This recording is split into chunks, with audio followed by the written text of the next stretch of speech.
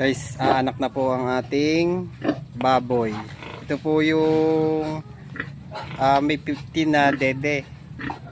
Pero bigla po may lumitaw na na dalawa sa kanyang pigi sa likod. Ito po, papakita ko sa inyo. Yan po. Yan guys.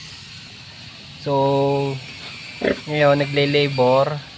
Tiningnan ko po kung buhay. Nung pag ko po, may lumabas pong gatas. Ayun po, may nalabas na gatas. Ayun po, oh. May nalabas po gatas. Yan, ito pa po. Tingnan natin to. Mukhang wala.